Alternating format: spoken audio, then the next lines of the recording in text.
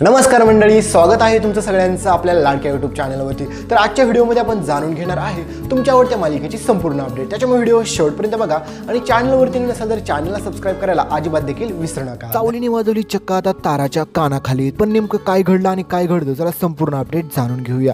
तर मित्रांनो, तुम्ही सगळ्यांनी पाहिलंच असेल की ऐश्वर्याच्या नादाला लागून चक्क ह्या ताराने आता किती मोठं पाप केलेलं असतं। म्हणजे चक्क गणपती बाप्पांची मूर्ती चोरलेली असते आणि सगळा काय आळा आपल्या सावलीवरती ढकललेला असतो। पण एवढं सगळं घडून देखील मात्र आपल्या सावलीने सगळं काही सहन केलेलं असतं। पण त्यावेळेस मात्र आपल्या सारंगच्या मदतीने सगळ्यांची चोरी सगळ्यांसमोर येते आणि तुम्हाला माहितीच आहे की तारा आणि ऐश्वर्या ह्या दोघींची देखील चोरी पकडली गेलेली असते। पण तरी देखील मात्र तिलोत्तमा तिला शिक्षा देते आणि आपली सावली तरी देखील माफ करते। आणि हेच सगळं पाहून मात्र ताराला असं वाटतं की आता सावली काहीच करू शकत नाही। त्याच्यामुळे आता ही अजून उलट सावलीचाच बदला घेण्याचा प्रयत्न करत असते आणि तिला वाटत असतं की ती आता सावलीचा अजून जास्तीत जास्त कसं काय करेल। आणि सगळ्यांसमोर तिलोत्तमाने तिला सांगितलेलं असतं की सावलीचे पाय धर आणि माफी माग। आणि त्यावेळेस मात्र ताराने माफी देखील मागितली असते। पण एवढंच करून मात्र आता ती शांत बसत नाही।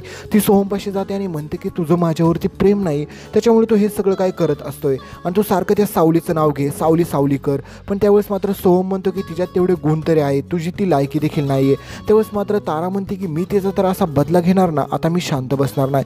तर सारंग आणि सावली दोघेजण बोलत असतात। त्यावेळेस मात्र सारंग सांगतो की सावली तू खूप छान आहे, तुझ्यासारखी बायको मिळणं माझं नशीब किती चांगलं असेल तू याचा विचार कर।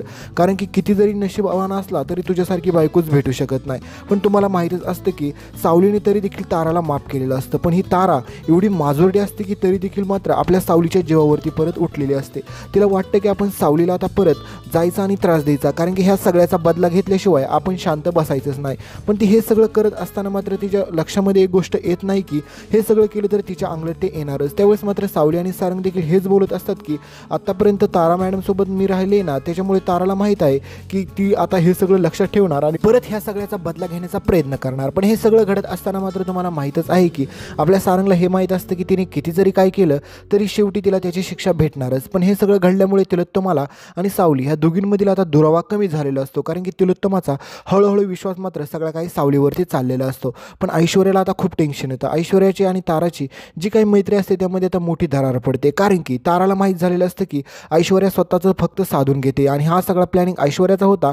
पण ऐश्वर्याला काहीच झालं नाही आणि सापडली बिचारी तारा आणि त्याच्यामुळे ताराची सगळीकडे बेइज्जती देखील झालेली असते आणि त्याच्यामुळे आता ती तोंडावरती पडलेली असते। पण मित्रांनो, ह्या ऐश्वर्याने किती जरी पाप केलं आणि किती काही केलं तरी शेवटी ह्या सगळ्याची शिक्षा तिला देखील भोगावीच लागणार आहे। म्हणजे आता सगळ्यांसमोर तिचं देखील खरा चेहरा लवकरच येणार आहे। त्यावेळेस मात्र आता नेमकं तिचं देखील सगळ्यांसमोर सत्य उघडकीस आल्याच्या नंतर तिला देखील थोबाड दाखवायला जागा उरणार नाही। पण मित्रांनो, त्याच्यानंतर ही तारा चक्क आता आपल्या सावलीचा बदला घ्यायचं म्हणून चक्क तिच्या वाटेला परत लागते। पण सावली मित्रांनो आता शांत बसत नाही। पुढे तुम्ही बघसाल की सावली सगळ्यांसमोर ह्या ताराचं थोबाड फोडते आणि तिला धमकी देखील देते की मी तुमच्या तुकड्यांवरती जगत नाही, तुम्हीच उलट माझ्या तुकड्यांवरती जगता। मी आत्तापर्यंत माईचा शब्द राखते, त्याच्यामुळे मी कोणाला देखील सत्य सांगितलं नाही, पण लवकरच मी सगळ्यांना सत्य सांगून टाकेल। त्यावेळेस मात्र तारा अगोदरच सावलीच्या पुढे तिची काही किंमत नव्हते आणि त्याच्यामुळे आता ताराची पूर्णपणे किंमत शून्य झालेली असते। त्याच्यामुळे आता ताराला थोबाड दाखवायला देखील जागा नसते। त्याच्यामुळे तारा म्हणते की मी लवकरात लवकर या सावलीचा बदला घेईल। पण आता ती बदला का नाही, ते आता खरोखर तिला त्या घरातून हाकलण्याची वेळ येणार आहे। कारण की ज्यावेळेस मात्र सगळ्यांना सत्य समजेल की ताराला गातच येत नाही, सगळं काही सावलीचंच होतं, म्हणजे सावलीच गात होती, तर त्यावेळेस मात्र ताराला ह्या घरातून बाहेर काढल्याशिवाय कोणी देखील शांत बसणार नाही। कारण की आत्तापर्यंत सोहमला देखील वाटत असतं की ताराला गाता येतं, त्याच्यामुळे त्याने तिच्यावरती प्रेम केलेलं असतं। पण आता ज्यावेळेस सत्य उघडकीस येईल त्यावेळेस मात्र ताराला त्या घरामध्ये देखील कोणी ठेवणार नाही। पण मित्रांनो, ताराचं झालं तर तुम्हाला काय वाटतं, ह्या ऐश्वर्याला कोणती शिक्षा झाली पाहिजे हे कमेंटमध्ये सांगायला विसरू नका। भेटूया पुढील अशाच येणाऱ्या लेटेस्ट भागांमध्ये। तोपर्यंत चॅनलला सबस्क्राईब करा, सोबतचं बेल नोटिफिकेशन ऑन करा। धन्यवाद।